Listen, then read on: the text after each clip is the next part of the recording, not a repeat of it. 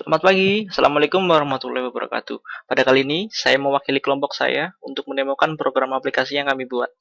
Sebelumnya, perkenalkan dulu anggota dari kelompok ini. Saya, Dinar Nugroho Pratomo, dan teman saya, Dena Aril Utama Nurzaman. Berikut ini tampilan program yang kami buat. Begini penampilannya. Untuk pertama, kita akan melihat database dari program yang kami buat. Pada database yang kami buat terdapat beberapa tabel, di antaranya tabel penyakit, gejala, relasi, lalu tabel TMP pasien, TMP gejala, TMP penyakit, TMP analisa, dan tabel analisa hasil. Coba kita cek satu-satu. Penyakit. Pada tabel penyakit terdapat kode penyakit, nama penyakit, definisi, dan solusi. Di sini tipe-tipe yang ada. Tipe-tipe dari isi dari tabel penyakit tersebut. Lalu kita lihat berikutnya tabel gejala. Ini tabel gejala, terdapat kode gejala, nama gejala. Berikutnya tabel relasi. Ya. Pada tabel relasi ini terdapat kode penyakit dan kode gejala. Jadi pada tabel relasi ini itu digunakan untuk menghubungkan antara beberapa gejala dan dengan penyakit tertentu. Jadi isi dalam tabel relasi ini kode penyakit dari tabel penyakit, kemudian kode gejala dari tabel gejala.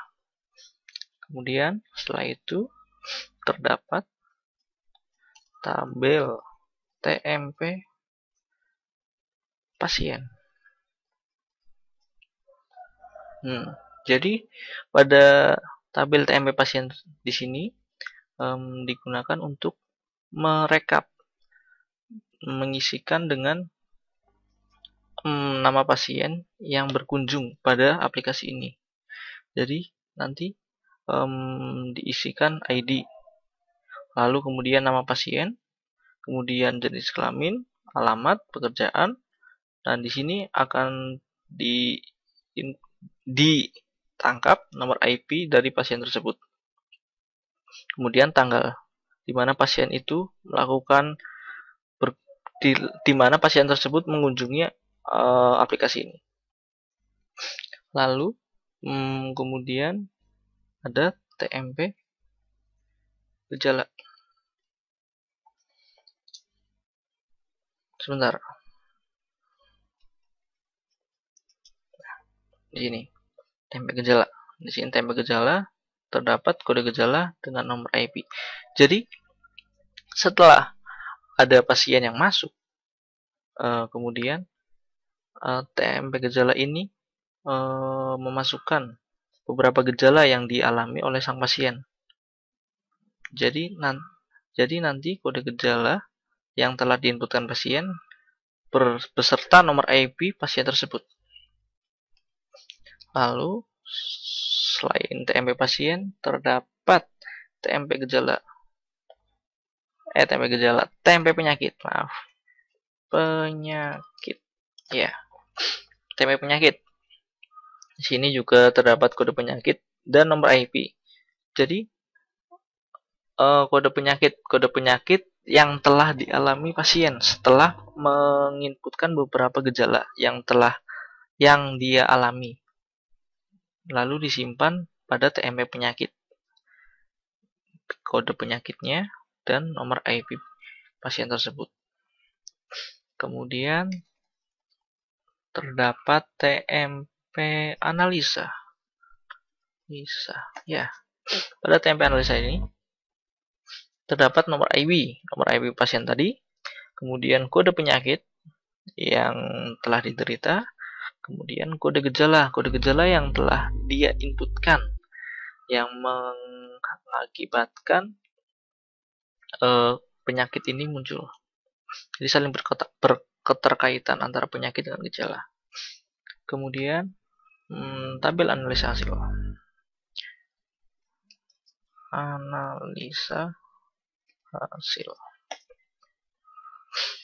Nah, tabel analisa hasil tersebut berisikan seperti tabel TMP pasien. Namun bedanya terdapat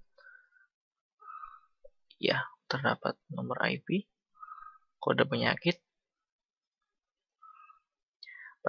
Kita bisa lihat pada TMP pasien hanya ada ID, nama, kelamin, alamat pekerjaan, nomor IP, tanggal. Setelah melakukan pengecekan gejala penyakit, lalu disimpan pada tabel analisa hasil. Di sini akan muncul kode penyakit. Nah, jadi data pasien tersebut akan digabungkan dengan kode penyakit yang telah ia peroleh dari pengisian gejala yang dia pilih pada program ini.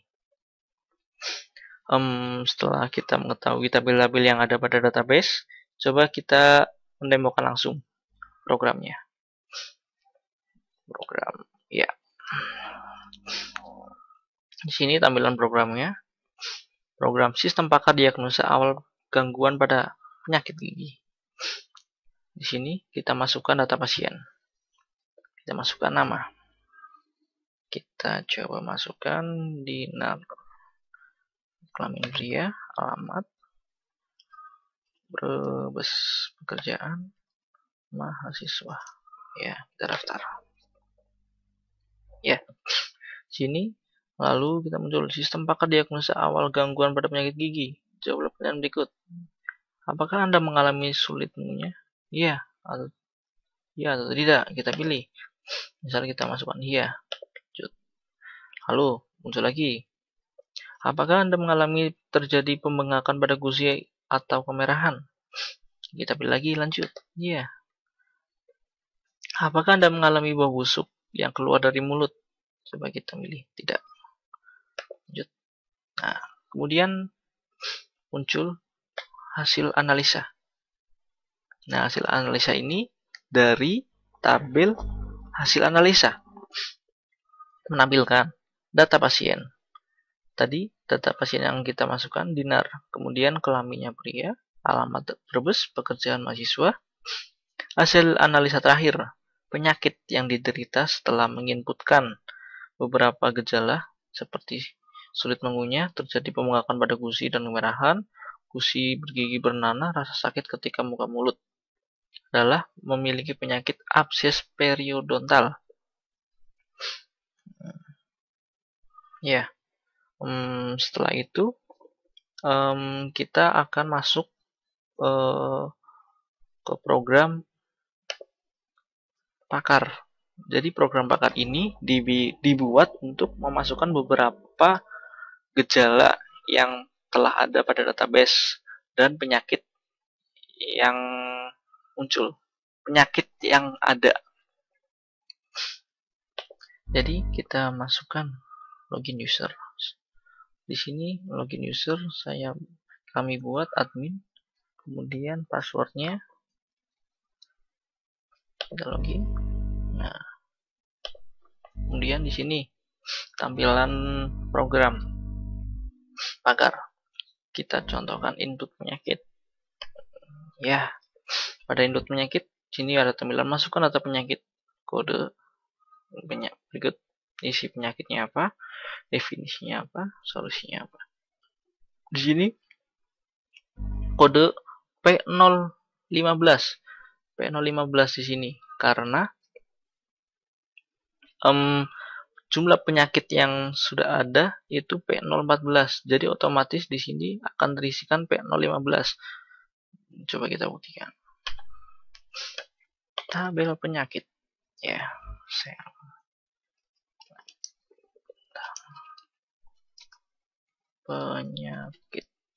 penyakit.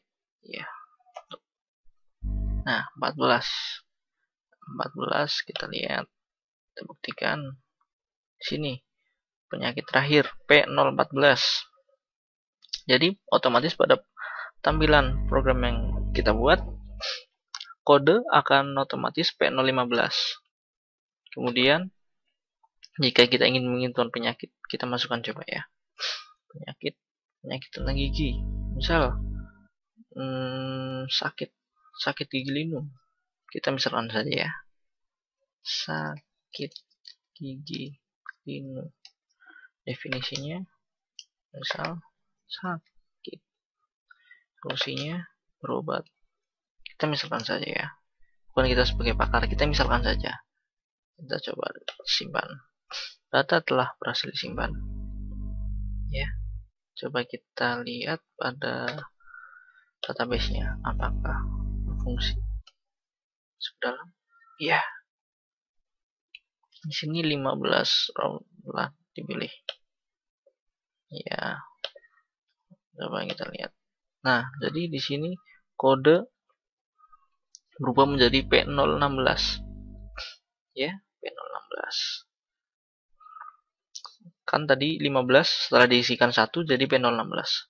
Kemudian kita lanjut ke input gejala. Sama kodenya 3G030 karena setelah terisi 29. Kita buktikan gejala. Ya, sini terdapat 29 yang sudah ada. G029. Data terakhir pada tabel database tersebut. Nah, jadi ketika kita mau menginputkan gejala penyakit, kode sudah tertera G030 dan kita masukkan gejalanya apa. Seperti tadi. Lalu kita masuk ke input relasi. Nah, di sini input relasi. Nah, pada input relasi ini kita memilih nama penyakit. Nama penyakit yang sudah ada dalam database. Kita coba input relasi. Kita coba anodontia. Nah, di sini anodontia ternyata daftar gejalanya hanya tidak tumbuh semua pada beberapa gigi, baik gigi susu maupun gigi permanen. Coba kita coba yang lainnya. Abses periodontal. Nah, di sini menghasilkan daftar gejala antara sulit mengunyah, terjadi pengulangan kemerahan atau usi dan lain-lain. Nah, saat kita ingin menginput relasi antara penyakit dengan gejala atau kita tidak men-checklist ini, lalu kita menghentikan ini. Nah, di sini ada tombol simpan relasi atau normalkan. Di sini tombol normalkan akan mengembalikan kepada kondisi awal data yang telah disimpan sebelumnya. Jadi tadi kita menghilangkan cek di sini dan kita memberikan cek di sini. Coba kita klik tombol normalkan. Sudah, maka akan kembali. Di sini akan terlihat checklist. Di sini tidak. Jadi di sini hijau tersebut merupakan gejala yang sudah ada pada penyakit tersebut dan sudah tersimpan dalam database. Coba kita rubah. Ini tidak.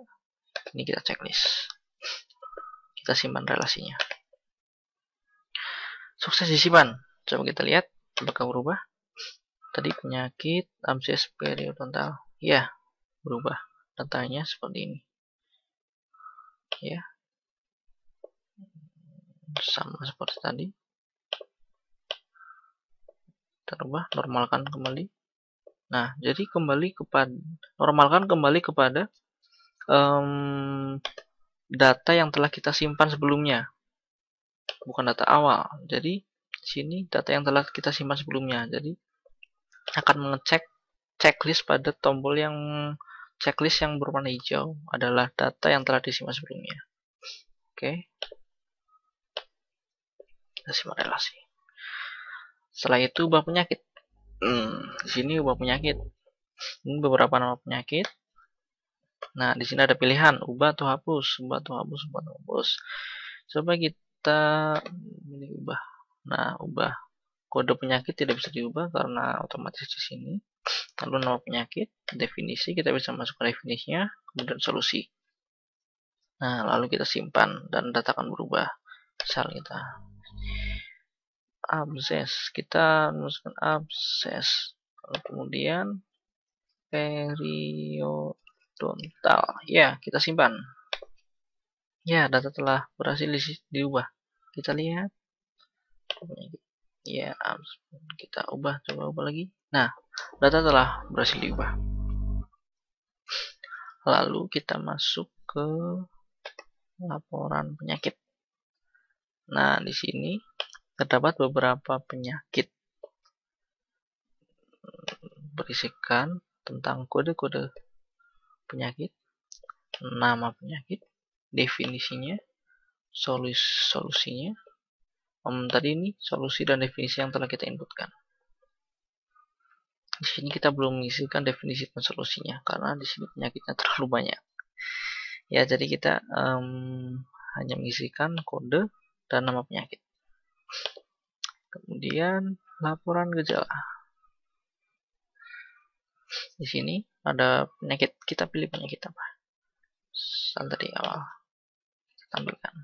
Ya, jadi pada penyakit abses periodontal, daftar gejalanya itu seperti ini. Nama gejala, sulit mengunyah. Berikut. Nah, sampai sini. Yang lain juga ya. Kita coba yang lain. Nah, di sini memiliki ciri-ciri gejalanya cuma ini. Jadi memiliki gejala yang unik, hanya satu, mungkin hanya dia. Setelah itu terdapat tombol logout untuk keluar dari halaman pakar. Mungkin cukup sampai di sini. Saya mendemokannya. Kita bisa lihat seperti ini tampilan jika kita berkunjung sebagai pasien, dan setelah kita menginputkan gejala terdapat data seperti ini. Lalu untuk menginputkan data gejala penyakit itu akan masuk ke login pakar seperti yang sudah kita praktekkan tadi. Sekian dari kami. Terima kasih untuk Bapak Lasmidi selaku dosen pengampu SPD dan teman-teman yang ikut serta membantu jalannya proses pembuatan program. Mohon maaf jika ada kesalahan dan kekurangan. Wassalamualaikum warahmatullahi wabarakatuh. Salam sejahtera. Go IF, go IF, go!